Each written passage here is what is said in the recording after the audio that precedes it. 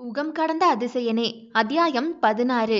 நீ இல்லாத நாட்கள் என்னை உண்மையாகவே அனாதையாக உணர வைக்கிறது என்ற வாக்கியம் காதலுக்கு மட்டுமல்ல, நட்புக்கும் உண்டு. அவள் ஆசையும் காதலும் வஜ்ரன் மீது இருந்தாலும் எப்போதுமே தாய் பாசம் கொள்ளும் பெண் போல அவளுடைய அன்பு புலவனிடம்தான். அவனை பார்க்காத ஆர்த்திக்கு ஏதோ வெறுமையாகவே இருந்தது.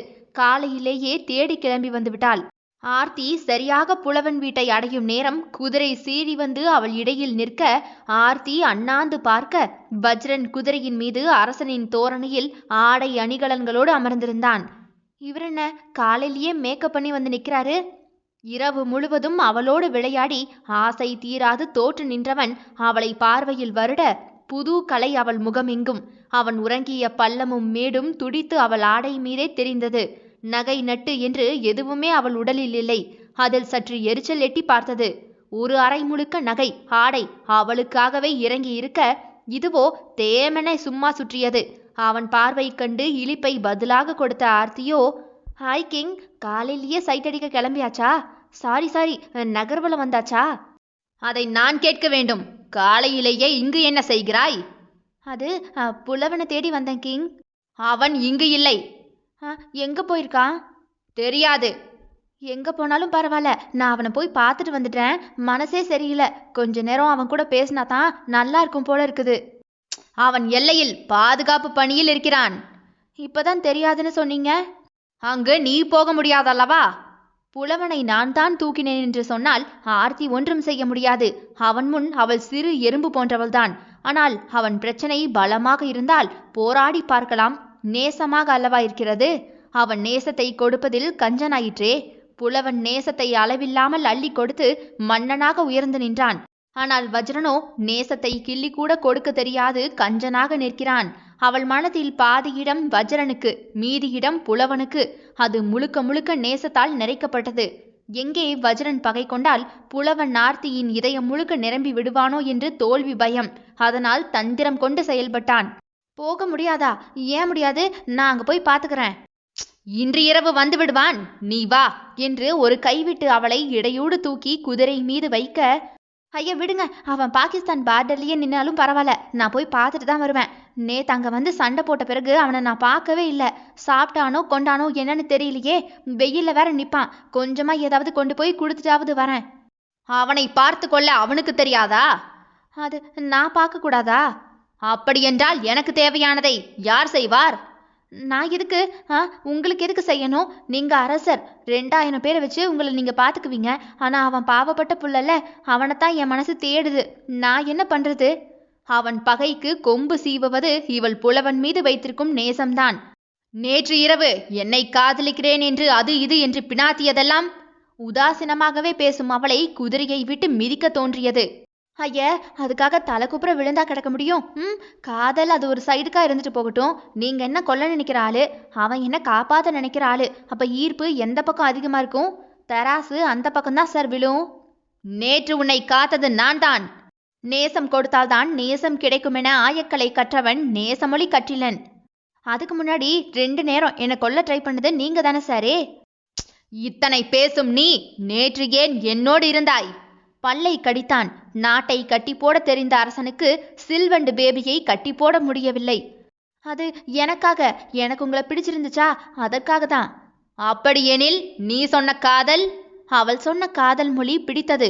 அதையே திரும்ப சொல்ல வேப்பங்காய் போல கசந்தது. அது உண்டு. அதோட நீங்க ஒண்ணு என்னை காதலிக்கலையே. எதுக்கு உங்களுக்கு இவ்வளவு டென்ஷன் கிங்? மூச்சு வாங்கினான். இந்த கிறுக்கு மண்டச்சிக்கிட்ட பேச பொறுமைதா என்று போராடி பொறுமையை இழுத்து வைத்தான். சிக்கன் இருந்தா தானே 65 போட முடியும். அவ இருந்தா தானே இத்தியாதியெல்லாம் நடக்கும். நான் தான் உங்களை காதலிக்கிறேன்.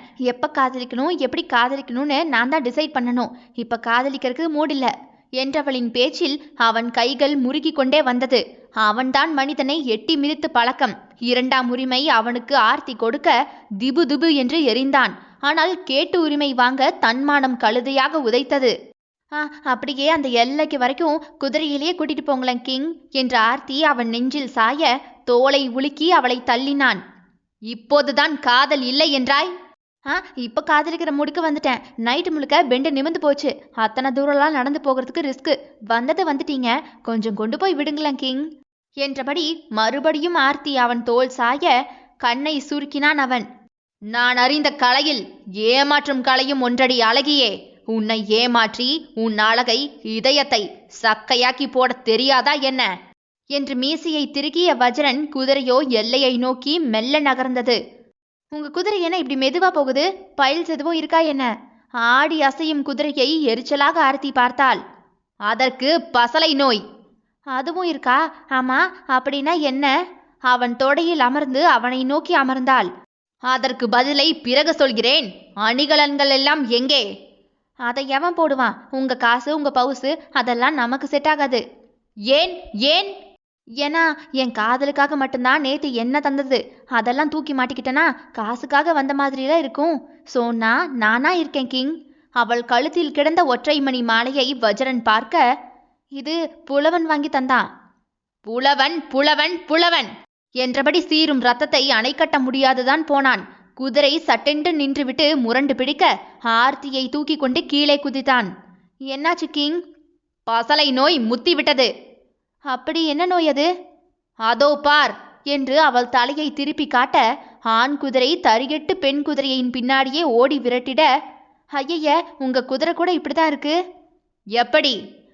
உங்களை போல. என்னை போல என்றால்? அதான் கில்மா மன்னனா என்றவளின் வெட்க புன்னகை ரசித்தானோ. இப்போது நாம் போக முடியாது. அது ஏதோ சொல்வாயே. கில்மா, அதை முடித்தால்தான் மறுபடியும் குதிரை வரும். அதுவரை இங்குதான் இருக்க வேண்டும். அட ராமா, இது வேறையா? எப்ப முடிக்கும்? அது திறமையை பொறுத்தது.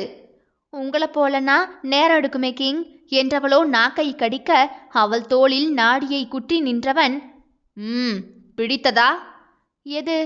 நேற்று இரவு நடந்தது. அவள் சிவந்த முகத்தை திருப்பி உதட்டை கவ்வப்போக ஆர்த்தியோ ஐ மான்குட்டி என நழுவி ஓடிவிட என்று சலித்த வஜ்ரன் போய் மரத்து கிளையில் தாவி ஏறி அமர, மான்குட்டி பின்னே மான்குட்டி போல துள்ளி விளையாடிய அவளை விட்டு வஜ்ரன் கண்கள் நகரவே இல்லை. ஆடை ஒரு கரை போக இவள் ஒரே விளையாட்டு. அங்கு ஓடி ஓடி ஓய்ந்த ஆர்த்தியோ பசியில் வயிற்றை தடவியபடி, ஏன் கிங், பசிக்காம இருக்கிறதுக்கு ஏதாவது மந்திரம் தந்திரம் வச்சிருக்கீங்களா? ஏன்? இல்ல, என்ன போல அனாதைகளுக்கு உதவும் பாருங்க. இங்க இருக்க இடம் இல்லாம வாழ்ந்துடலாம், உடுக்க ஆடை இல்லாம கூட வாழ்ந்துடலாம். ஆனா சோறு இல்லாம வாழ முடியல கிங். அதுவும் நேரத்துக்கு பசிச்சு தொலையுது. இலைகளை கை வைத்து உருட்டி கொண்டிருந்த வஜ்ரனின் கைகளோ ஒரு நொடி நின்றது. பசி கொடுமை கிங். எனக்கு தாய் தகப்பன் தெரியாது. ஒவ்வொரு முறை கையேந்தும் போதும் கூசும். ஆனா பாருங்க, பசிக்கு மானம் சூடு சொரணை இதெல்லாம் இல்லையே. படிக்கணும், படிச்சு பெரிய ஆளாகி என்ன போல 4 பேருக்கு சோறு போடணும். இது மட்டும்தான் என்னோட எண்ணம் கிங் என்று விளையாடி கொண்டே அவள் கடந்து வந்த வழியை ஒற்றை வரியில் முடித்து விட்டாள். அதைவிட நேச பசி பெரிதிலும் பெரிது. ஒரு துளி நேசம் அவளுக்கு கொடுத்தால் உயிரை கூட கொடுப்பாள். இளமை பசி அவளில் தீர்க்கும் அவனுக்கு அவள் நேசப்பசி ஆற்ற மனமில்லாது போனானே. அத்தியாயம் 17. அவள் பசி என்றதுமே முன்னால் வந்து நிற்கும் புலவனின் முகம் வந்து போக ஆர்த்தி பெருமூச்சு விட்டாள். என் நண்பன் சொல்லும் பொழுதே தித்தித்தது. சாப்பிட என்ன வேண்டும் என்ற வஜ்ரனை ஆர்த்தி இப்போது திரும்பி பார்க்க அம்பினை நானில் ஏற்றி கொண்டு நின்றான். அது பிரியாணியும் சில்லி சிக்கனும் ரொம்ப ஆசையா இருக்கு. உயிர் மண்ணுக்கு உடம்பு பிரியாணிக்குன்னு எழுதி கொடுத்து வாழ்ந்தாச்சு. இங்க வந்து அதை பார்க்காம ரொம்ப ஃபீலிங்கா இருக்கு. அதற்கு இங்கே எங்கேயடி நான் போவேன்? இவள் ஆசையெல்லாம் நகை நட்டாக இருந்திருந்தால் தலைவன் கில்லியாக வீடு கட்டி விடுவான். பக்கி, வானவில்லை வளை, மான்குட்டியை பிடித்து கொடு, ஜிகர்தண்டா வாங்கி கொடு என்று அல்பத்தனமாக இருக்க வஜ்ரன் கண்ணை உருட்டி கொண்டான். அதெல்லாம் எனக்கு தெரியாது, பிரியாணி வேணும். அதான் ஒரு மாய மோதிரம் வச்சிருக்கீங்கல்ல, அதை கொண்டு வர சொல்லுங்க என்றவளை முறைத்த வஜ்ரனோ மோதிரத்தை தேய்த்து கொண்டே, என்ன வேண்டுமென்று நீயே கேள். நான் கேட்டா ரெஸ்பான்ஸ் பண்ணுமா? நான் பேசித்தானே செத்த பையன் உனக்கு உசிரே கொடுத்து ஜீவன் போயிட்டு இருக்கேன். என்ன பேசணும்? என்ன வேண்டுமோ கேள். வளவள என்று பேசி வைக்காதே. அது என்னை போல பொறுத்து கொண்டிருக்காது. பொறுத்தானா பொறுத்து. மக்களே, காமெடி பண்ணிக்கிட்டு இருக்கான் என்றவள் தலையிலேயே ஒரு போடு போட்டு, பேசு என்று அவள் வாயருகே மோதிரத்தை அவன் காட்ட, எது கேட்டாலும் தருமா கிங் என்று இவன் உரும, பிரியாணியும் லெக் பீஸும் வேணும், கொண்டு வா மோதிரமே என்றதுமே அந்த இடத்தில் புகையாக கிளம்பிட ஆர்த்தி பயந்து போய் வஜ்ரனின் பின்னால் மறைந்து கொண்டு ஆர்வமாக புகையை பார்க்க தட்டில் பிரியாணி கறி துண்டோடு சுட சுட இருந்தது. வாவ் என்றவள் வஜ்ரன் தோளில் தொங்கி அவன் கன்னத்திலேயே இச்சென்று வைத்து, ஐயோ செம்ம கிங், தேங்க்ஸ் தேங்க்ஸ், நான் சாப்பிட போறேனே என்று சம்மணம் போட்டு உணவை அள்ளி அள்ளி அவள் உண்ண பாறையில் படுத்து கிடந்த அவனின் கண்களில் அவள் தவிர வேறு காட்சி இல்லை. அருகே யாராவது இருந்தால் சாப்பிடுகிறீர்களா என்று கேட்க வேண்டுமென்று உன் உலகில் கற்றுத்தரவில்லையா மந்தியே? இது எனக்கே காணாது, உங்களுக்கெல்லாம் தர முடியாது, இல்லாதப்பட்டவங்களுக்கு கொடுக்கலாம், உங்களுக்கு எதுக்கு தரணும்? வேணும்னா நீங்களும் மோதிரத்துக்கிட்ட கேட்டு வாங்கிக்கோங்க, கண்ணு வைக்காதீங்க. வாயுப்ப பேசும் அவளிடம் ஏதோ ஒன்று இருக்கத்தான் செய்தது இந்த கொடூரனை மயக்குவதற்கு. வாங்கத்தான் வேண்டும், உன்னை கொல்ல வலுவான ஆயுதம் ஒன்றை வாங்க வேண்டும் என்றவனை ஏறிட்டு பார்த்த ஆர்த்தி, யோ மன்னா, இன்னும் கொல்ற பிளான்ல தான் நீ கஜகஜா பண்ணிட்டு திரியிறியா? சே, உங்க கூட பேச்சுவார்த்தை வச்சா பொடிக்கு புகையில சிக்காது. இது என்ன பழமொழி? ஹிஹி, நல்லா இருக்குல்ல, வடிவேலு சார் சொன்னது என்று கண்ணை சிமிட்டி லெக் பீஸை கடித்து இழுத்து அவளை பார்த்தபடியே இருந்தான். ஏ, ரொம்ப தேங்க்ஸ் கிங், பசலை நோயில பாயாசம் போட போன உங்க குதிரையை கூப்பிடுங்களேன், போவோம். அது மெதுவாக வரட்டும், நாம் வேறு வேலை செய்யலாம். என்ன வேலை? கையை தன் தாவணியில் துடைத்த அவள் தாவணியை வஜ்ரன் கைகள் வலுவாக உருவியது. நான் வாங்கி தந்த சாப்பாட்டுக்கு எனக்கு என்ன தருவாய்? கண்ணை ஏற்றினான். சோத்த போட்டு மேட்டர் பண்ண பார்க்கறான் என்று முணங்கிய ஆர்த்தியோ, என்ன வேணும்? எதுவும் வேண்டாம். அவ்வளவு நல்லவெல்லாம் இல்லையே இவன் என்று யோசித்த ஆர்த்தி, சும்மா சொல்லுங்க, முடிஞ்சா செய்யறேன். சோறு போட்ட மகாபிரபுக்கு இது கூட செய்ய மாட்டேனா என்ன? அவ்வளவு அடக்கம்? ஒன்றுமில்லை, 4 காலில் சிறிது நேரம் நில் போதும். அவ்வளவுதானா? வெறிச்சு பார்த்ததை வச்சு உங்களை தப்பு தப்பா யோசனை பண்ணிட்டேன் கிங், சோ சாரி. நில் நில், பிறகு சான்றிதழை சொல். இப்படி போதுமா என்று அவள் பாறை மீது கை வைத்து குனிந்து நிற்க, அவனோ அங்கவஸ்திரம் ஆடை அணிகளை நின்று கலட்டி பாறை மீது வைத்து கொண்டே, போதும் என்றுதான் நினைக்கிறேன் என்றவனின் குரல் ஆசையில் தள்ளாட, நினைக்கிறாரா? என்ன பண்றார் இவரு என்று அவள் எட்டி அவனை பார்க்க கண்கள் அரண்டு போய் நின்றாள். இதெல்லாம் அநியாயம் என்றவளோ அவன் வெற்றி மேனியில் அலற, இதை ஒத்துக்கொண்ட போதே சொல்லியிருக்க வேண்டும் என்று அவள் அழகை மறைத்த ஆடையை அவன் கைகள் இப்போது நீக்க, ப்ளீஸ் ப்ளீஸ், இப்படியெல்லாம் வேண்டாம், விட்டுருங்க. திங்கும் போது இந்த மன்னன் புத்தி தெரிந்திருக்க வேண்டும் மந்தி என்றவனோ அவள் முதுகில் சாய்ந்து முன்னழகை விடுதலை செய்ய, அச்சச்சோ, மானம் போகுது கிங், இப்படி பட்ட பகல்ல நடுக்காட்டுல வச்சு, சீச்சி, இது என் நாடு, என் காடு, யார் வர முடியும்? அதுக்குன்னு இப்படியா என்றவளின் நளின இடையில் அவன் செய்த மாயத்தில் முணங்கிய சத்தத்தை கேட்டுவிட்டு, இந்த குரலுக்கு ஏதோ சக்தி உள்ளதடி, கண் சொக்க வைக்கிறாய் என்றவனோ பேசும் அவள் வாய்க்கு பூட்டு போடும் மந்திரம் அறிந்த ஒருவன் அல்லவா? அவன் அன்றோ நச்சென்று மோதி அவளை மொழியறியா கிள்ளையாக்கினான். முணங்கி சினுங்கி அவன் வெப்ப மூச்சு அவள் வாங்க, அவள் கடியும் அடியும் அவன் காதல் சின்னமாக வேர்வை சொட்ட அவள் முதுகில் முகம் தேய்க்க, பா ரொம்ப மோசனீங்க. தன் வயிற்றில் முத்தமிட்டு கண் கிறங்க கிடந்த வஜ்ரன் தலையை அவள் கோத, என் மோசத்தின் அளவை நீ இன்னும் பார்க்கவில்லை. யாரு நானா? அதான் தெரியுமே, அம்பு வச்சு ராக்கெட் விட்ட வித்தக்காரனை பத்தி. சரி, குதிரை மேட்டர் முடிச்சுட்டு வந்துருச்சு, வாங்க கிங் போகலாம். எங்கே? புலவனை பார்க்கறதுக்கு தான் என்று இருந்த இதம் போய் இறுகினான். இரவு ஆகி போனது, நாளை பார்க்கலாம். இப்ப போக முடியாதா? முடியாது, அங்கே கொடிய ஜந்துக்கள் இருக்கும் என்று சலித்த அவளை அரண்மனையில் தூக்கி கொண்டு வந்து விட்டான். காலை புலவனை தேடி வஜ்ரன் அறியாமல் தேசத்து எல்லைக்கே ஓடிவிட்டாள். அங்கே அவனில்லாது கையை பிசைந்த ஆர்த்தி, அண்ணா புலவன் எங்க? அங்கே நின்ற மற்ற வீரர்களிடம் இவள் விசாரிக்க, புலவன் இங்கே இல்லையே. அவன் எங்க போனா? தெரியாது தங்கையே. ஓ என்ற ஆர்த்தி நேராக அவன் வீட்டில் போய் கேட்க, உன்னை காப்பாற்றத்தானே வந்தான் அவன், அதற்கு பிறகு வீடே வரவில்லை, எங்கே என் மகன் என்று அவன் தாயால, புலவன் எங்க என்று பரிதவித்து போய் நின்றாள் ஆர்த்தி. புலவன் அரண்மனை சிறையில் கை கால் விலங்கு மாட்டப்பட்டு கிடந்தான். டக் டக் என்ற காலடி சத்தம் கேட்டு பல்லை கடித்தான். இப்படி ஒரு துரோகத்தை வஜ்ரனிடமிருந்து புலவன் சற்றும் எதிர்பார்க்கவே இல்லை. வஜ்ரன் தலையை உதறிக்கொண்டு மிடுக்காக உள்ளே வந்தான். என்ன புலவா, எப்படி இருக்கிறாய்? நலமாக இருக்கிறாய் போல, பொறுக்கவில்லையே, என்ன செய்வது என்று சீரிய புருவத்தை தடவியவன், யாரங்கே?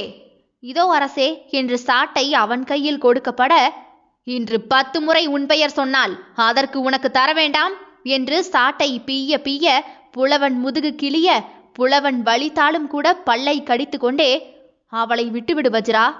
என் பெயரை நீ சொல்வாயா என்று வஜ்ரன் அவனை ஓங்கி மிதிக்க, உனக்கு விசுவாசமாய் இருந்தேன் பார், என்னை சொல்ல வேண்டும். நண்பன் காதலியை உன்னாசைக்கு எடுத்துக்கொண்டாயே, அவள் பாவம், விட்டுவிடு. விட வேண்டுமா? ஆசை தீர்ந்த பின் விடுகிறேன். அப்போதும் உனக்கு அவள் சக்கை கூட கிடைக்க விட மாட்டேனடா. அரசன் நானும் நீயும் ஒன்றா? என் விரல் தொட்ட பெண்ணின் நிழல் கூட உன்னை சேர நான் அனுமதிக்க மாட்டேன். உன்னை கொல்ல தோன்றுகிறது. ஆனால் அவள் உன் பெயரை உச்சரிக்கும் போதெல்லாம் உன்னைத்தானே வதைக்க எண்ணம் வரும். இதுவே என் வெற்றி வஜ்ரா. வெற்றியா? மரண தேதி விரைவில் என்று ஞாபகத்தில் வைத்து பேசடா. என்று அவள் எண்ணம் விட்டு மனம் விட்டு உன் பெயர் போகிறதோ அன்றுதான் உனக்கு விடுதலை அல்லது மரணம் என்று வஜ்ரன் தன் முகத்தில் வடிந்த புலவனின் குருதியை விரலில் சுண்டிவிட, வானமதிர சிரித்த புலவனோ, என்ன நினைத்தாய் வஜ்ரா? காதல் உடல் தொட்டால் வந்துவிடும் என்றா? இல்லையேல் நீ வலுக்கட்டாயமாய் அவள் உடலை தொட்டு சுகித்து விட்டால் என் காதல் மாறிவிடும் என்றா? என்று சொல்லிவிட்டு அந்த அரையதிர சிரித்த புலவனோ, இந்த உடலில் குருதி கரைந்து இதயத்தில் துடிப்பு அடங்கி இமையில் உயிர் நின்று போயினும் என் காதல் அவளோடுதான். ஆட மடையனே, நீ காதலித்தால் போதுமா? அவள் காதலிக்க வேண்டாமா? இதில் என்ன சந்தேகம்? என்னை தேடுகிறாள் என்றால் அவள் என்னை காதலிக்கிறாள் என்றுதானே பொருள். அதோடு என்னோடு திருமணம் செய்ய சம்மதம் சொன்னவள் காதலிக்காமல் இருப்பாளோ? வானமதிர சிரித்த வஜ்ரன் இப்போது, விளையாட்டு பிள்ளை, மூடனே, அவள் மனம் எங்கும் நான் இருக்கிறேன். ஓரத்தில் நீ இருப்பதால் தான் எனக்கு கோபமே. உன்னிடம் நான் ஏன் விளக்கம் கூற வேண்டும்? அவள் மனதின் ஓரத்தில் இருக்கும் உன்னை பிடுங்கி எறியும் வரை நான் ஓய்வதில்லை. வஜ்ரா, அவளை ஒன்றும் செய்து விடாதே. குழந்தை போன்றவள். குழந்தையா? அவளா? இளம் குமரியடா அவள். சுகித்த எனக்குத்தானே தெரியும் அவளின் சுகம் என்னவென்று என்றவனை அருவருத்து போய் புலவன் பார்க்க, தீராத போதை அவளிடம் கண்டேன் நான். தினம் தினம் அவளை சுகித்திடும் பொழுது புது புது இன்பம் தருகிறாள். அவள் தரும் இன்பத்தில் முழுவதும் மூழ்கி கிடக்கும் வேளை உன் நாமம் அவள் சொல்லும் பொழுது வரும் மூர்க்கத்தை என்னவென்று மொழிபெயர்க்க? வஜ்ரன் ஆத்திரம் தலைக்கேற ஈட்டி எடுத்து புலவனை குத்த போக, நேர்கொண்ட பார்வை பார்த்த புலவன் சிரித்து கொண்டே, தோற்றுவிடுவோம் என்று பயமா வஜ்ரா? எனக்கா? என் நேசம் உன் ஆசையை விட அதிகம் என்று உனக்கு பயம். எங்கே உன்னை விட்டு என்னிடம் அவள் வந்து விடுவாளோ என்கின்ற பயம். எதிலும் இரண்டாவது இடத்தை பிடிக்க விரும்பாத நீ அவள் மனதில் முதலிடத்தை பிடிக்க நினைக்கும் பயம் அது. இப்போது வாய்விட்டு சிரித்த வஜ்ரனோ, நீ எனக்கு போட்டியா? சரி சமமா? இல்லையென்றால் ஏன் இந்த சிறையெடுப்பு? சொல்லவா? போட்டியாளன் இருந்தால்தானே உனக்கு தொல்லை. அதனால்தான் என்னை அக்களத்தை விட்டு தூக்கிவிட்டாய். ஒத்துக்கொள்ள மறுக்கிறாய் வஜ்ரா. நீ எத்தனை விளையாட்டு விளையாடி பார்த்தாலும் கூட என் நேசம் தூயது. அது உனக்கு என்றாகினும் புரியும். உனக்கு என்ன கோபம் என்றாலும் என்னிடம் காட்டு. அவளை ஒன்றும் செய்யாதே. இதை என் வேண்டுதலாக எடுத்துக்கொள் என்றவனை எரிச்சலாக பார்த்தான் வஜ்ரன். என் ஆசை தீரும் வரை அவள் எனது. அதற்கு பிறகு அவள் பிணம்தான் தேசத்து முகப்பில் விழும். அதை வந்து பொறுக்கி எடுத்து உன் நேசத்தை காட்டு என்று மீசையை முறுக்கிட சோர்ந்து போய் அவனை புலவன் பார்த்தான். அவன் எண்ணம் யாவினும் ஆர்த்தி என்ன துன்பம் அனுபவிக்கிறாளோ என்பது மட்டும்தான். ரகசிய சிறை விட்டு வெளியே வந்த வஜ்ரன் கையில் ஏதோ வெறுமையாக இருக்க, கையை தூக்கி பார்க்க மோதிரத்தை காணவில்லை. எங்கே போனது என்று மறுபடியும் சிறையில் போய் தேட அங்கேயும் இல்லை. கிங், வலிக்குது, ஏதோ குத்துது என்று இரவின் கூடலில் ஆர்த்தி சினுங்கி கத்தியதும், முடியும் வேளை வந்துவிட்டதடி. வலிக்குது. அவள் இடையில் அவன் மோதிரம் குத்தி அழுத்த, மோக உச்சத்தில் நின்ற வஜ்ரன் மோதிரத்தை கலட்டி படுக்கையில் போட்டுவிட்டு மீதி ஆட்டத்தை முடித்து கலைத்து அவள் மேலேயே தூங்கியது ஞாபகம் வர, மறந்து தொலைத்து விட்டேனே என்று குதிரையில் அரண்மனை நோக்கி வஜ்ரன் பாய, புலவன் எங்க போனா? பாதுகாப்பு பணிக்கு போறான்னு கிங் சொன்னாரு. இல்லைன்னு மற்றவங்க சொல்றாங்க. அப்ப அவன் எங்க போனா? சோர்ந்து போனவள் படுக்கை மீது படுக்க, என்று ஏதோ கன்னத்தில் வந்து குத்த, ஆர்த்தி படுக்கை விரிப்பை தூக்கி பார்க்க அங்கு வஜ்ரன் முத்திரை மோதிரம் கிடந்தது. அவள் கண்கள் விரிந்து அதை கையில் எடுத்தாள். நட்பை மீட்பாளோ இல்லை தன்னை இத்தேசத்தை விட்டு விடுதலை செய்து கொள்வாளோ? அத்தியாயம் 18. அவள் உலகையே மாற்றக்கூடிய சக்தி இப்போது ஆர்த்தியின் கையில் இருக்கிறது. அவள் நினைத்தால் ஒற்றை சொல்லில் இந்த உலகம் கடந்து தன் உலகத்திற்குள் வந்துவிட முடியும். அவள் ஒற்றை சொல் சொன்னால் போதும் இந்த மாமன்னன் வஜ்ரனை நல்லவனாக மாற்ற முடியும். அவள் ஒற்றை சொல் சொன்னால் அவள் கேட்ட நேசத்தை கொட்டி கொடுக்க கோடி பேரை சம்பாதிக்க முடியும். அவள் ஒற்றை சொல் சொன்னால் இந்த உலகத்தை ஆளும் வல்லமையை கூட பெற்றுக்கொள்ள முடியும். ஆனால் அவள் இதை எதையுமே கேட்கவில்லை. அவள் கேட்ட கேள்வியில் அவன் அதிசயமானவனோ இல்லையோ தெரியாது. ஆனால் உகம் கடந்து உலகம் கடந்து யுகம் கடந்து போனாலும் இந்த ஆர்த்தி அதிசயமானவள்தான். தன் நட்பினைத்தான் தேடினாள். அவள் தனக்கு நேசத்தை ஒரு துளி கொடுத்த புலவனைத்தான் தேடினாள். மோதிரமே, என் புலவனை காணல. அவங்கிட்ட என்னை கொண்டு போய் விட.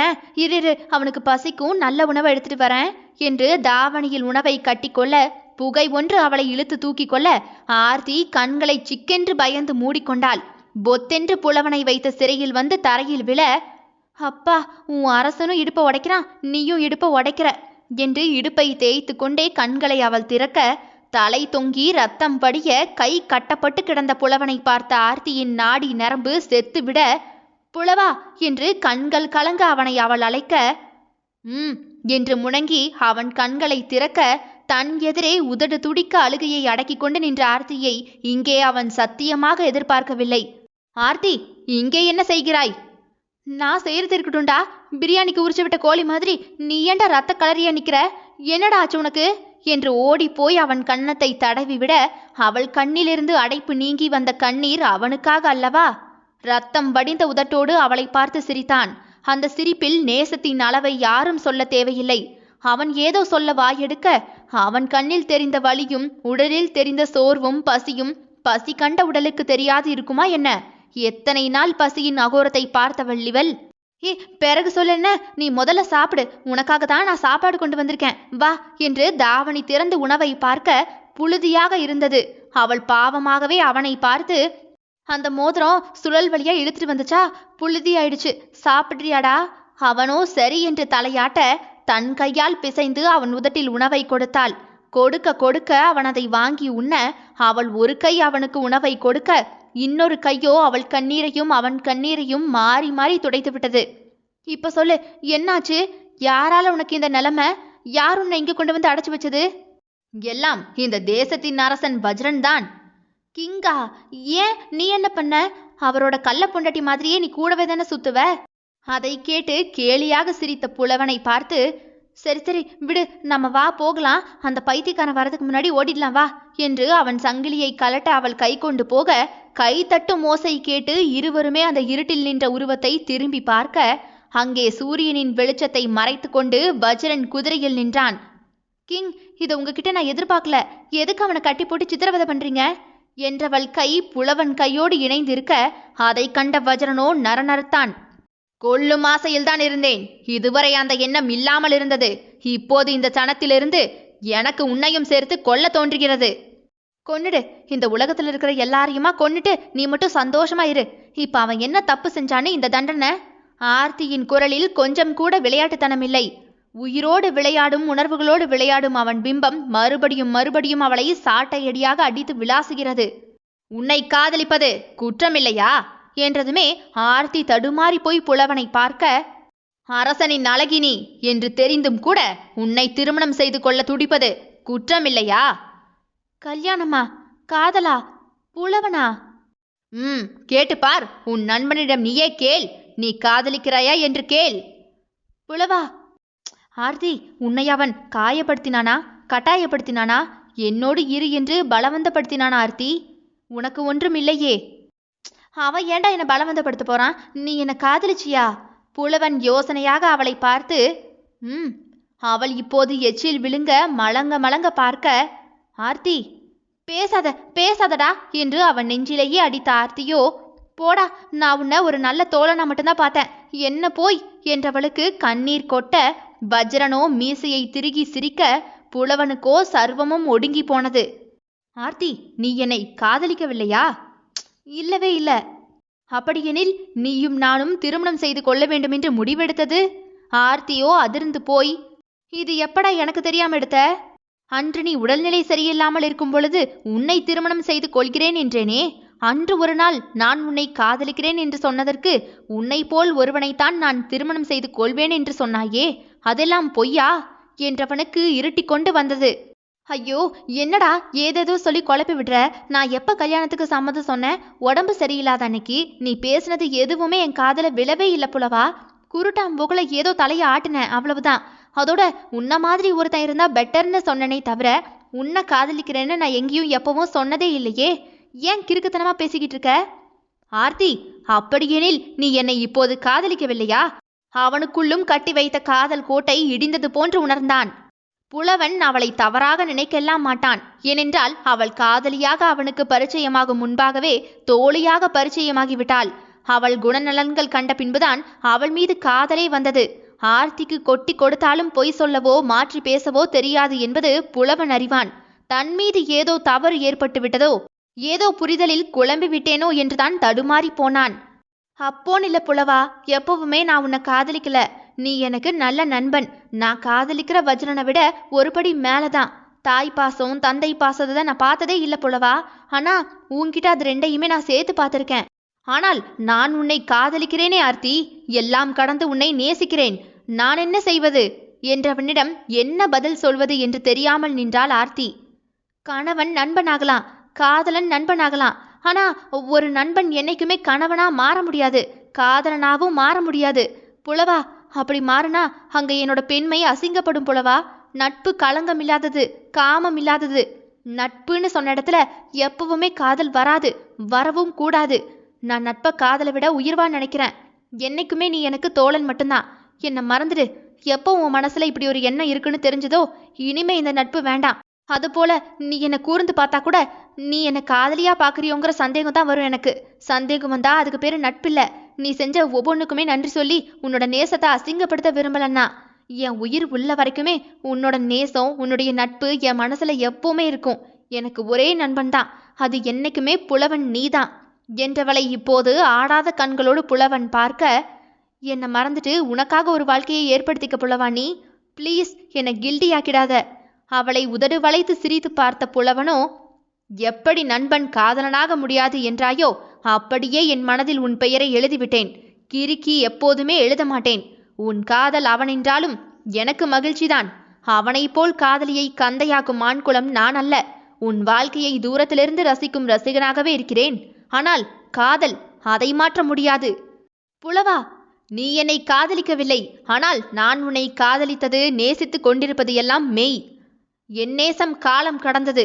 என் நேசம் உண்மையெனில் காலம் கடந்தாயினும் என் காதல் ஜெய்தே தீரும்.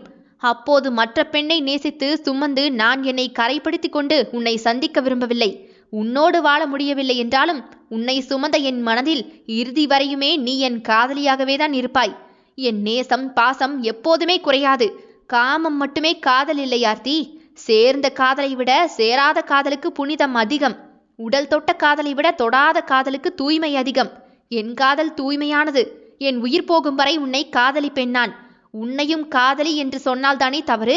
நான் உன்னை காதலிக்க நீ கூட எனக்கு அனுமதி தர வேண்டாம். நான் ஒருதலை காதலனாகவே இருந்து கொள்கிறேன். என்றும் நீயே என் காதலி, அது மாறாது என்றவனின் நெஞ்சை இப்போது ஈட்டி ஒன்று உருவி போக அவன் ரத்தமோ ஆர்த்தியின் முகத்தில் வந்து பட்டு தெறிக்க, ஆ என்று அலறி துடித்தாள் ஆர்த்தி. அவளை சுமந்த புலவன் இதயத்தை ஈட்டி வந்து சொருகி நின்றது. ஆர்த்தி என துடித்து தலை தொங்கி உயிரில்லாமல் சாய்ந்த புலவனை அவள் உடல் நடுங்க வெறித்து போய் பார்த்தாள்.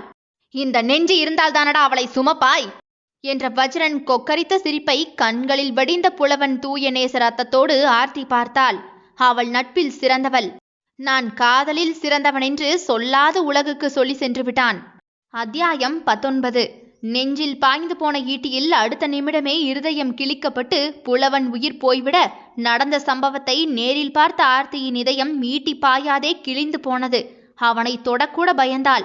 நடுங்கிய விரலோடு அவன் கன்னத்தை வருடிய ஆர்த்தியின் விரல்கள் அவன் உடலில் உயிரிழந்த குளுமையை காட்ட, டேய் புலவா, புலவா எழுந்துடா, உன் ஆர்த்தி வந்திருக்கேன் பாரு, எழும்புடா புலவா, எனக்கு பசிக்குது. காலையில சாப்பிடவே இல்லை தெரியுமா? எனக்கு பசிச்சா சோத தூக்கிக்கிட்டு ஓடி வருவியே, உன் ஆர்த்திக்கு பசிக்குதுடா. ஏ வாடா, எழுந்து வா என்று அவன் கையை பிடித்து இழுக்க சட சடவென முறிந்து விழும் ஆரடி மரம் போல அவன் கட்டை வீரர்கள் கலட்டி விட்டிருக்க புலவன் உடலோ சாய்ந்தே கீழே விழுந்து விட்டது. புலவா என்று கதறி அவன் நெஞ்சிலேயே விழுந்து அழ துடித்த அவள் கையை புலவன் அருகே கூட போக விடாமல் தடுத்து நிறுத்தி இருந்தது வஜ்ரனின் முரட்டு கைகள். மந்தி வா போகலாம். வீரர்களே, அவன் உடலை ஊரெல்லையில் புதைத்து விடுங்கள். நீ எழும்பு, அரண்மனை போகலாம். எதுவுமே நடாவாதது போல வஜ்ரன் அவளை இழுக்க ஆர்த்தி கண்ணில் வடிந்த கண்ணீரை புறங்கை கொண்டு துடைத்து கொண்டே எழும்பியவள், கையை எடுடா என்றால் தன் கையை பிடித்திருந்த வஜ்ரனின் கையை எரித்து பார்த்து கொண்டே. வா, உன்னை விடுன்னு சொன்ன. பார் மந்தியே, தேவையில்லாமல் அவனுக்காக வாதாடி நீயும் அந்த நிலைமைக்கு ஆளாகாதே. உன்னை உயிரில்லாத ஆக்க ஒரு நிமிடம் ஆகாது எனக்கு. வா. உடனே அவன் கையை உதறிவிட்ட ஆர்த்தியோ, என்ன செஞ்சிருவ நீ? என்ன செஞ்சிருவ? அவனை குத்தி கொண்டு போட்ட மாதிரி என்ன கொண்டு போட்டுருவியா? எங்க முடிஞ்சா செய் பார்க்கலாம். நீலி போல கண்களை உருட்டினாள். கொல்லு, உன் கையில தான் ஈட்டி இருக்குல்ல, குத்தி கொன்னுடு. நீதான் பெரிய வீரனாச்சே, எத்தனை உயிரை வேணும்னாலும் நீ வாங்குவல, அதுக்கான பவர் இருக்குல்ல, செய் பார்க்கலாம். என்ன நீ கொல்ல மாட்டடா, ரைட்? ஏன்னா உனக்கு உயிர் தந்த நாசத்தான், நீயும் உயிரோடு இருக்க மாட்ட. உனக்கு என் உயிர் முக்கியமில்ல, ஆனா உன் உயிர் முக்கியம், சரியா என்று இவள் சிரிக்க வஜ்ரன் அவளை யோசனையாக பார்க்க, என்னை கொல்லன்னு நினைச்ச நீயே என்னை வந்து காப்பாற்றும் போதே நீ அவ்வளவு நல்லவன் இல்லையேன்னு எனக்கு நல்லாவே தெரியும். என் உயிர் போச்சுன்னா உன் உயிர் கூடவே சேர்ந்து போயிடும், அப்படித்தானே?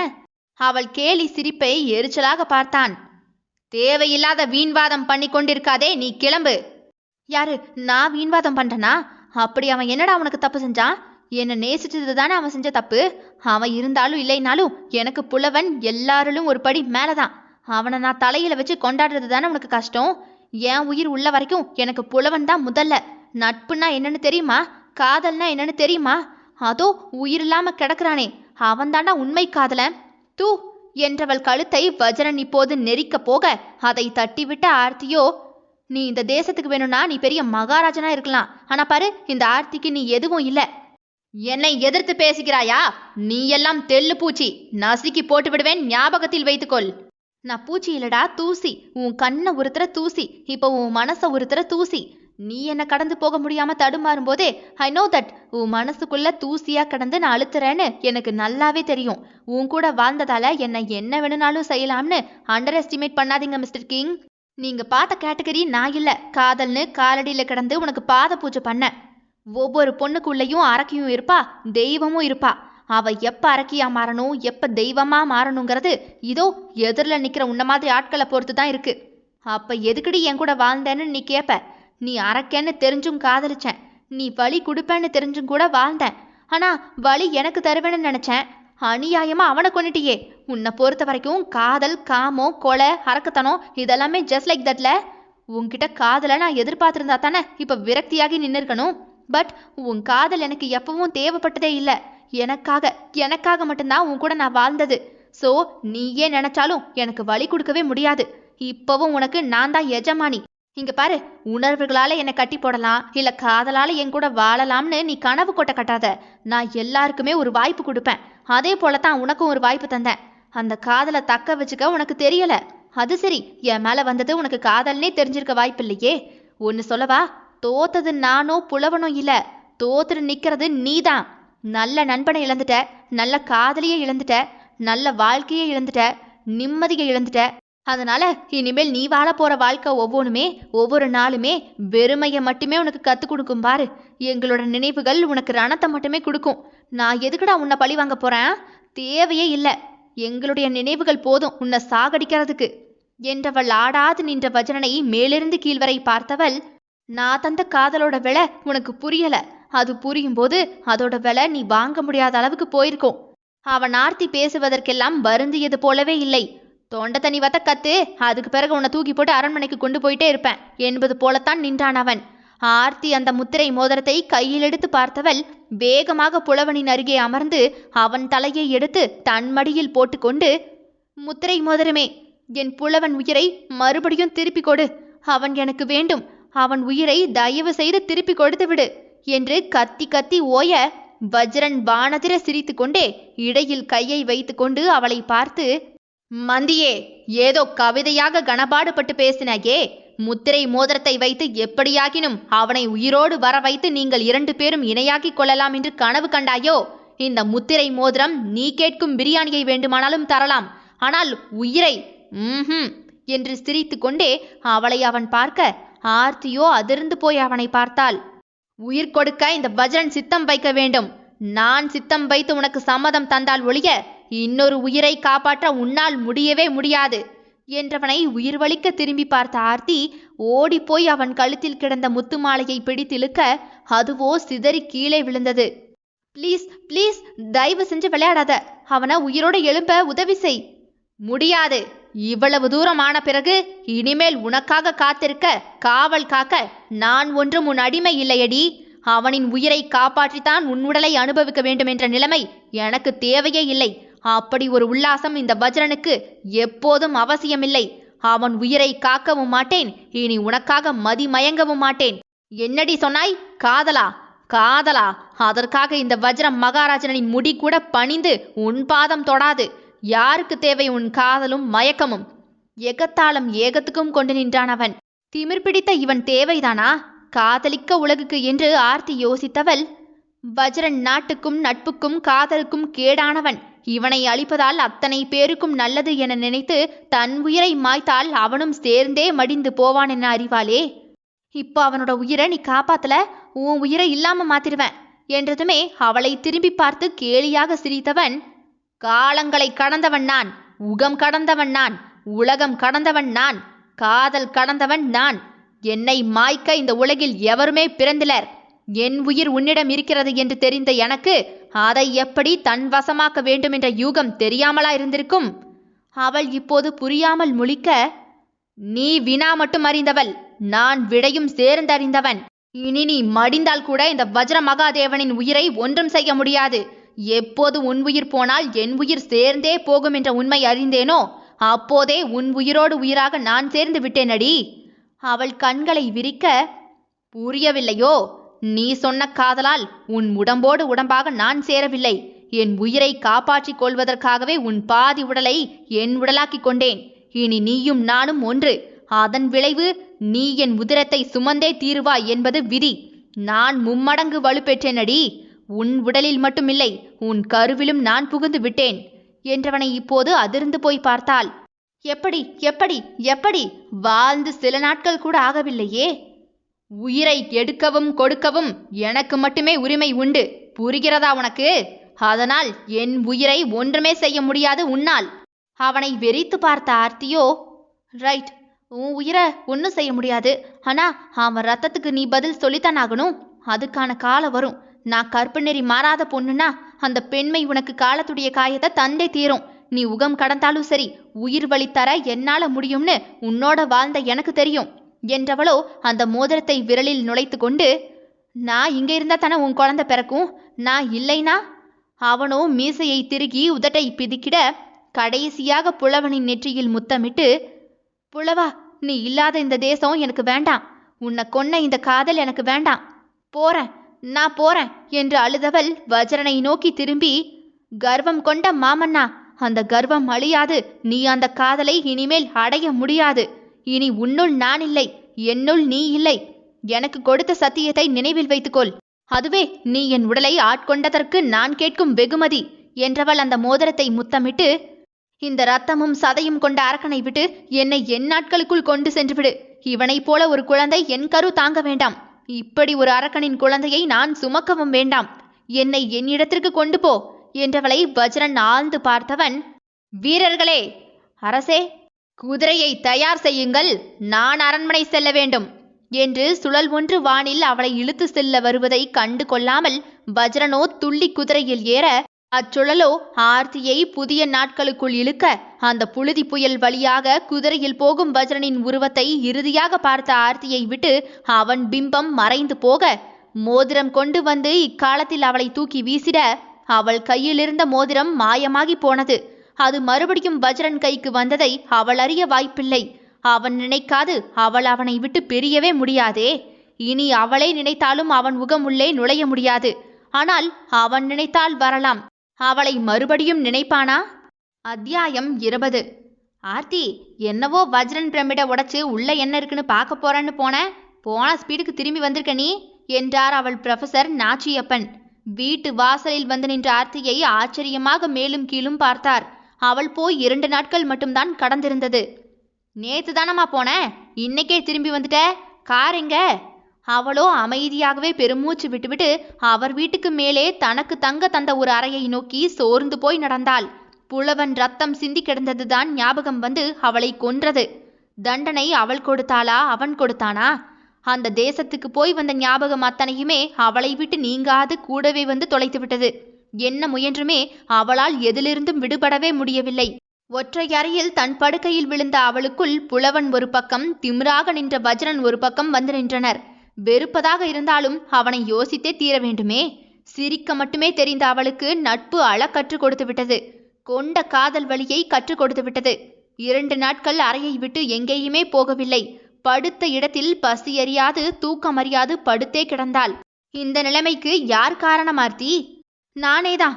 மகா கெட்டவனு தெரிஞ்சும் கூட, இரக்கமில்லாதவனு கண்கூட பார்த்தும் கூட, உயிர்களுக்கு மதிப்பு கொடுக்க தெரியாதவனு அறிஞ்சும் கூட எப்படி அவனை காதலிச்சேன்?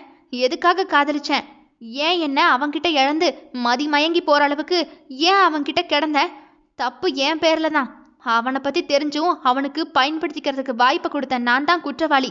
ஒரு அயோக்கியன் காதல் வந்தா மாறுவான்னு நம்பினது தப்பு தான். அவன் எத்தனை யுகம் கடந்தாலும் மாற மாட்டான். கல்பிரிட், கொலகாரன். அப்படியே நக்கலா பார்த்து சிரிக்கிறான்.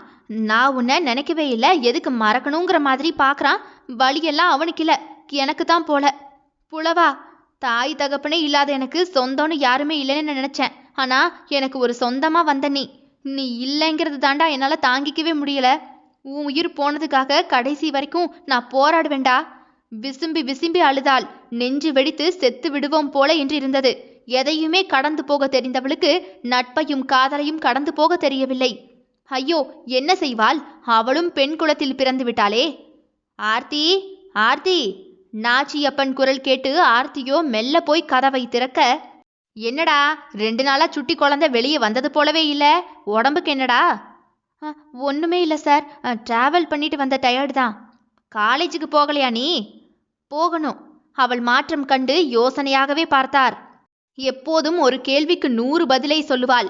இப்போது ஒரு பதிலே தடுமாறித்தான் சொன்னாள். ஓடும் பேருந்தும் டிராஃபிக்கும் வஜ்ரபுரியை யோசிக்க வைத்தது. தன்னை சுற்றி ஒரு கூட்டமே இருக்கும்.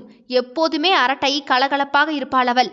ஆறும் காற்றும் விலங்குகள் மழையும் பூவும் என பார்க்க பார்க்க தெவிட்டாத காட்சி. அதோடு அவள் புலவன் வேறு. கொன்னுட்டானே, சே! 1% என் மேல அன்பு இருக்குன்னு நம்பினது ஏன் தப்புதான். நான் செஞ்ச தப்புதான். இனிமே இதெல்லாம் நினைச்சு என்னதான் ஆக போகுது? கனவு போல கடந்துடு ஆர்த்தி. முடியுமா? முடியுமோ முடியலையோடி, இனிமேல் கடந்துதான் ஆகணும். நிகழ்காலம் இதுதான்னு என் மண்டைக்குள்ள புகுத்தினாலும் என் எண்ணங்கள் அங்கதான் போகுது.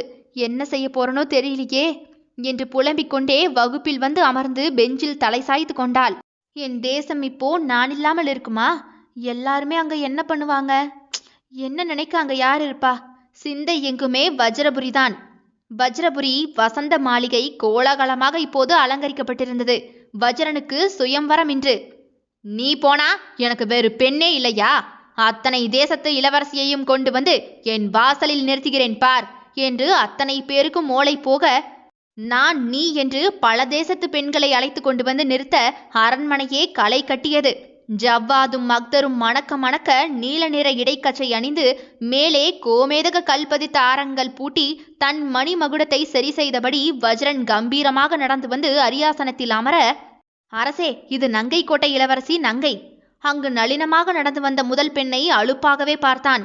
துரு துரு அழகிதான், ஆனாலும் தன் அழகின் மேல் கர்வம் இருந்தது. அடுத்து என்பது போல அவன் கை காட்ட, குறிஞ்சி நாட்டு இளவரசி வந்தாள். வணக்கம் அரசே. பயமில்லாத பேச்சு, ஆனால் அதில் வெகுளித்தனமில்லை. அடுத்து இப்படியே 65 பெண்கள் போனது. அது சொத்தை, இது நொல்லை என்று அது இது என்று சொல்லி சொல்லியே அனைவரையும் கழித்தான். அவனும் கல்யாணம் கட்டியே தீர்வேண்டா என்று நிற்க முடியுமா? மிஸ்டர் கிங், உங்களுக்கு ஏற்கனவே 2000 இருக்கு, அது போதாதா? இப்படியே போய்கிட்டே இருந்தா உங்க அழகிகளுக்காகவே ஊரை உருவாக்கணும். அவன் காது பக்கத்தில் ஏதோ குரல் கேட்டு வஜ்ரன் திரும்பி பார்க்க, அங்கு வேறு ஏதோ ஒரு பெண் நின்று விசிறியை பவ்யமாக வீசி கொண்டிருந்தாள். அவள் ஞாபகம் கூட தனக்கு தொல்லை என்று சட்டென்று எழும்பி அறைக்குள் போய்விட்டான். புலவா, மதுவை எடுத்துக்கொண்டு வா என்று குரல் கொடுக்க, புலவனை கொன்றதே அவன்தான் என்பதை ஒரு கணம் மறந்து போனான் போலிருக்கிறது.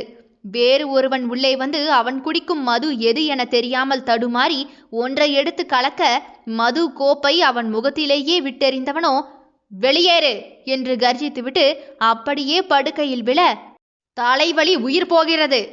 ஆர்த்தி இவ்வுலகத்தை விட்டு போய் 2 மாதங்கள் தாண்டிவிட்டது. உனக்கு கொடுத்த சத்தியத்தை நான் ஏன் நிறைவேற்ற வேண்டும் என்பது போலவே எந்த பெண்ணையுமே உள்ளே வர வளைக்கவில்லை அவன். ஆனால் இரவு மகா கொடியதாக இருந்தது அவனுக்கு. என்னவென்றே தெரியாத தலைவலி. அவனை அனைத்தையும் மறந்து தூங்க நினைத்தாலும் தலை வெடித்து விடுவேன் என்பது போல வலி உயிர் போனது. நெஞ்சமெல்லாம் படபடப்பு. இடது பக்க இதயமோ விட்டு விட்டு துடித்தது, வேர்த்து கொட்டியது. இரவை கடப்பது அவ்வளவு சுலபமாக இல்லை. அந்த மன்னனுக்கும் இரவு கொடிதாகியது. அரசே, என்ன? படுக்கையில் உருண்டு கொண்டு கிடந்தவன் தலையை தூக்கி பார்த்தான். உங்களை ஆசான் வர சொல்லியிருக்கிறார் என்றதுமே புருவத்தை நீவிக்கொண்டே எழும்பி குதிரையில் ஏறி அமர்ந்தவனை குதிரை அந்த கானகத்தின் நடுவே இருந்த பாறையின் முன்பாக கொண்டு போய் நிறுத்தியது. பாறையின் மீது முகம் மறைத்த தாடியோடு திரும்பி அமர்ந்து அருகே இருந்த மான்குட்டிகளுக்கு புல்களை இரையாக கொடுத்து கொண்டிருந்தார் வஜ்ர மாமன்னனின் ஆசான். அவன் மதிக்கும் ஒரே ஒரு மனிதன், ரிஷி. அவனுக்கு கலைகளை கற்றுக் கொடுத்த சித்தர் அவர். சிறந்த மாணவன் அவனுக்கு. தான் பெற்ற தவத்தில் கிடைத்த மோதிரத்தை அவனுக்கு பரிசாக கொடுத்து அவனை உகம் கடந்தவனாக மாற செய்த அன்புடையார். வா வஜ்ரா. திரும்பி இருந்து மான்களோடு விளையாடி கொண்டிருந்த அன்புடையார் அவனை திரும்பி பார்க்காமலேயே அழைக்க, இப்போது கூட என்னை தேடி வரவேண்டும் என்று உனக்கு தோணவில்லை போலும். வரவேண்டிய அவசியமில்லை. வரவேண்டிய அவசியமில்லையா? என்னிடம் கூட நீ தோற்றுவிட்டதை கூற மனமில்லையா என்றதுமே வஜ்ரன் பல்லை நரநரத்தான். என்ன, இரவானால் வலி உயிர் போகிறதோ? இதற்கு சாவே மேலென்று தோன்றுகிறதோ? உடலில் ஒரு பாதி நோவுகிறதோ? லட்சம் மாணிகளை எடுத்து உன் பாதி உடலில் குத்தியது போன்றிருக்கிறதோ? அவன் அன்புடையாரை கூர்ந்து பார்க்க, ஏன் புரியவில்லையா வஜ்ரா? உன் பாதி உன்னிடம் இல்லை இப்போது. ஆ என்று அவன் கண்களை சுருக்க அழகாக சிரித்த அன்புடையாரை பார்த்து எரிச்சல் கொண்டான் வஜ்ரன். அவள் இல்லை என்றாலும் என்னால் உயிரோடு இருக்க முடியுமென்று எனக்கு அன்று அதற்கான மார்க்கத்தை சொல்லிக் கொடுத்ததே நீங்கள்தானே. அவளோடு கலந்துவிடு, உன் உயிரை அவளால் கூட எடுக்க முடியாது என்று நீங்கள் சொன்னீர்களே, அதனால்தானே நான் அவளோடு சேர்ந்தேன். பொய் உரையாதே வஜ்ரா. உன் கண்ணில் அவள் மீது உள்ள ஆசையை நான் கண்டேன். அதோடு வாய்ப்பையும் கூறினேன். இரண்டையும் கணக்கு போட்டாய் நீ. சேர்ந்து விட்டாய் என்று சொல். அதோடு அடுத்த வரியை சொல்வதற்குள் நீ இங்கு இல்லையே. அவள் ஆசை மயக்கத்தில் நீ ஓடியே விட்டாயே. அடுத்த வரி என்னவோ? அது அவளோடு நீ எப்போது சேர்கிறாயோ அடுத்த நிமிடத்திலிருந்து அவள் உன்னில் ஒரு பாதி என்று சொன்னேன். உயிரில் ஒரு பாதி என்றும் சொன்னேன். அதை நீ கவனித்தாயா? இப்போது உன்னில் ஒரு பாதி இங்கு இல்லை. உன் உயிரில் ஒரு பாதி இங்கு இல்லை. எப்போது நீ அவளை நீங்கினாயோ அப்போதே உன் பாதி உடலில் பாதி உயிர் அவளோடு சேர்ந்தே சென்று விட்டது. என்ன? வஜ்ரன் ஆத்திரமாக அவரை பார்த்தான். என்னை ஏமாற்றி விட்டீர்கள். இதையெல்லாம் என்னிடம் சொல்லாமல் என்னை அவளோடு வாழ வைத்து பழி தீர்த்து விட்டீர்களா? யார்? நான் உன்னை ஏமாற்றினேனா? உன் மனசாட்சியை கேள் மகனே. அது சொல்லும் நீ யார், எப்பேற்பட்டவன் என்று. உன் வழிகள் எல்லாம் குறைய அவளுக்கு கொடுத்த சத்தியத்தை நிறைவேற்று. நீயாக மாற வேண்டுமெனில் அவள் உன்னருகில் வேண்டும். உன் மீதி பாதி உயிர் உன்னோடு வந்து சேர்ந்தால் மட்டுமே நீ மும்மடங்கு பலம் பெற்றவனாய் மாறுவாய். அதற்கு அவளும் உன் குழந்தையும் உன்னோடே இறுதி வரை இருக்க வேண்டும். இப்போது அந்த கானக மதுர சிரித்த வஜ்ரனோ, அவளா? என்னோடா? முடியாது. அப்படியெனில் இந்த வழிகளோடு வாழ நீ கற்றுக்கொள். என்னை ஏமாற்றி விட்டீர்கள். அவர்கள் உன்னை விட்டு நீங்கினால் உன்னுடைய பலமும் அவர்களோடே சேர்ந்து சென்றுவிடும் என சொல்லி முடிக்க வேண்டியதை நான் சொல்லி முடிக்கும் முன்பாகவே நீ குதிரை ஏறி சென்றது உன் தவறு மகனே. என்னை குறை பேசுகிறாய்? வஜ்ரன் இப்போது ஓங்கி அருகே இருந்த மரத்தில் குத்தினான். இப்போது உனக்கு சிறிய உபகாரம் வேண்டுமானால் செய்கிறேன். இந்த இரவு நேர வழியிலிருந்து உன்னை காப்பாற்றிக் கொள்ள உத்தமி உமையாளுக்கு கொடுத்த சத்தியத்தை நிறைவேற்று. உன் வழி குறையும். இல்லையேல் மரண வழியை நீயே வரவழைத்து கொள்ள வேண்டியதுதான். நீ பலமிழக்க ஆரம்பிப்பது எதிரி படைகள் கண்டுபிடித்து விட்டால் உன் சாம்ராஜ்யமே சரிந்துவிடும். அதை நினைவில் வைத்துக்கொள். உன் பலம் அவளிடம் இருக்கிறது வஜ்ரா. உன்னுடைய வெற்றி நீ கலந்த அந்த பெண்ணோடு இருக்கிறது. உன் எதிர்காலம் உன் உதிரத்தோடு ஒட்டி இருக்கிறது. அவளை காதலித்தாயோ இல்லையோ, ஆனால் அவள் உன்னோடு வாழ்ந்தே தீர வேண்டும் என்பது அந்த ஆண்டவன் போட்டு வைத்த முடிச்சு. இதை இந்த ஆண்டியாலும் மாற்ற முடியாது, வஜ்ரனாலும் மாற்ற முடியாது. நான் சொல்வது பொய்யெனில் இன்று இரவு அவளுக்கு கொடுத்த சத்தியத்தை நிறைவேற்றிப்பார். உனக்கு வழி தீரும். ஆனால் நீ மறுபடியும் மறுஜனனம் எடுக்க வேண்டுமெனில் அவளை உன்னை வந்து சேர்ந்தே தீர வேண்டும் என்றபடி அன்புடையார் எழும்பி போய்விட அவர் முகத்தில் மர்ம புன்னகை. அவளை போய் அழைத்து வர வேண்டுமெனில் அப்படிப்பட்ட ஒரு உயிரே எனக்கு தேவையில்லை. உன் உயிரும் அவள் கையில் மன்னா என்று அவர் சிரிக்க வஜ்ரன் புருவம் சுருக்க, அவளுக்கும் உனக்கும் ஜனனம் வேண்டுமெனில் வேறாக இருக்கலாம். ஆனால் மரணம் ஒரு நாளில்தான் நிகழும். அதனால் சாகக்கூட உனக்கு வாய்ப்பில்லை. போ, போய் அடுத்தது என்ன என்று யோசி என்றவரை ஒன்றும் செய்ய முடியாமல் அவன் ஆசானாக போனார். காலை தரையில் ஓங்கி மிதித்தான். யானைக்கும் அடி செருக்கும். வஜ்ரனும் அதில் விதிவிலக்கு அல்ல. தொடரும். இதனுடைய அடுத்த அத்தியாயங்கள் நாளை இரவு 7 மணிக்கு வந்துடும். கேட்க தவறாதீர்கள் மக்களே. உகம் கடந்த அதிசயனே. விடை பெறுகிறேன். நான் உங்கள் ஆர்ஜே தியா.